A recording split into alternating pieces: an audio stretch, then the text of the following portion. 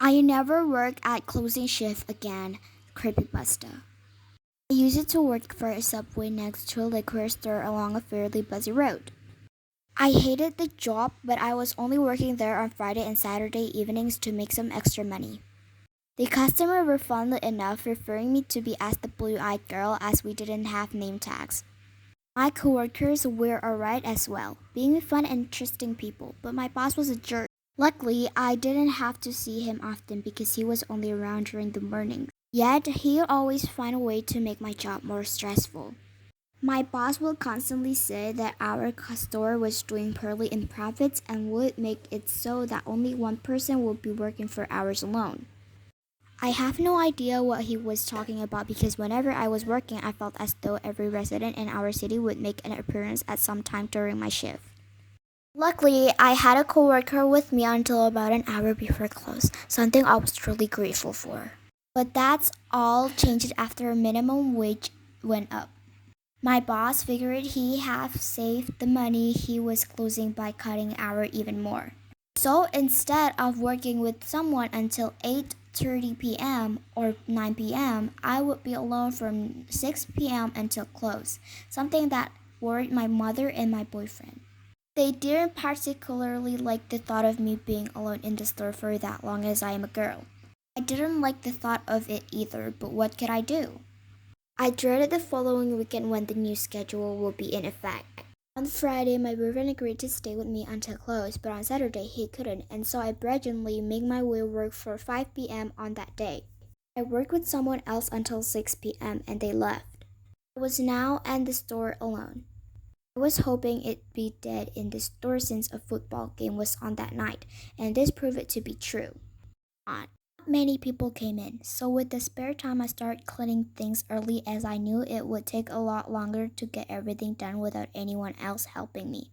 And I bring many empty containers to the back room to wash them, returning to the front whenever I would hear the door alarm go off, signaling that a customer had just walked in.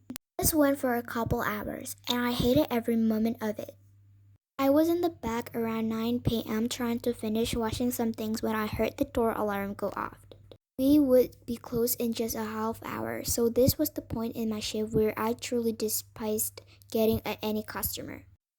I finished rinsing the bowl I was watching and then reached for a paper towel, walking to the front to greet my unwanted customer. Much to my surprise, no one was there. I didn't see any cars out front, but I looked around the store briefly before returning to the back room. Whoever it was, they must have decided they didn't want anything.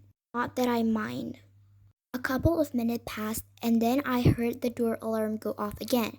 I briskly walked to the front, expecting a customer to be standing there looking at the menu.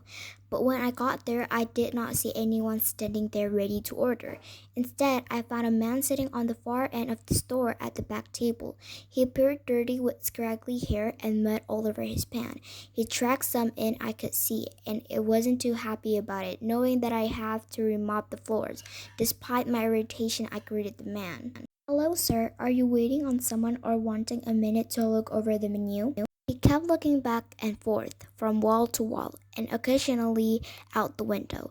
He almost appeared disoriented, but would look at his phone every once in a while as thought he were expecting a message from someone. He wasn't fiddling with someone in his pocket, but he wouldn't take it out. Most importantly, he didn't respond to my question, and I was getting pretty annoyed. "Well, we'll be closing in 20 minutes, sir. Please keep that in mind," I said. Again, he didn't respond, just kept looking everywhere and anywhere but toward me. With an irritated sigh, I walked to the back room and began preparing the mop bucket, filling it with water and floor cleaner. This probably took about 2 minutes. Once it was ready, I wheeled it toward the front and quickly noticed that the man wasn't there anymore.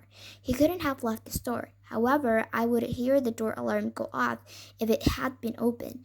I grabbed my mop and looked toward the ground where I then noticed that the set of muddy footprints leading toward the bathroom door.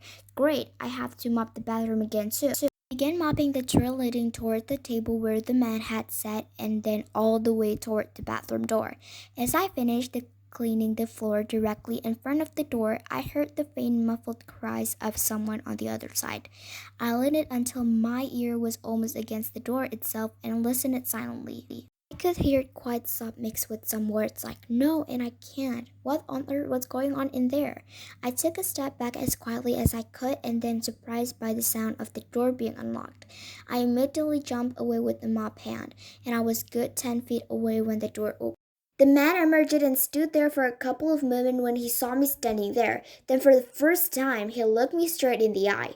This sent a chill down my spine. I held onto the mop nervously, almost defensively.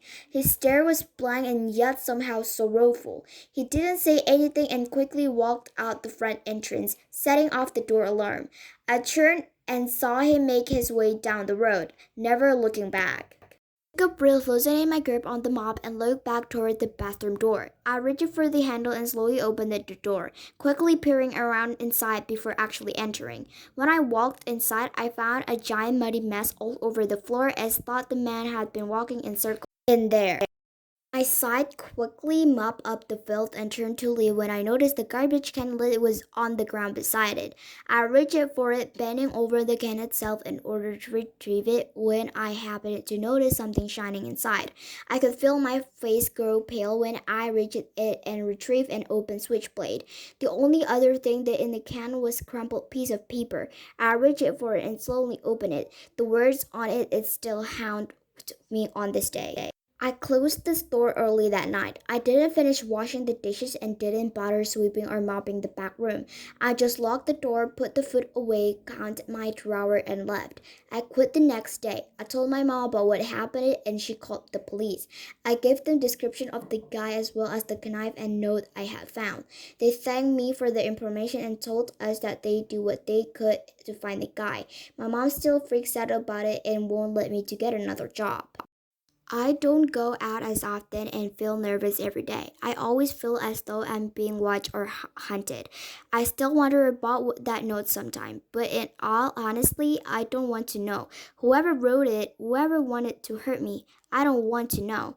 I may never know anyway, but the one thing I do now is that I never work at closing shift again.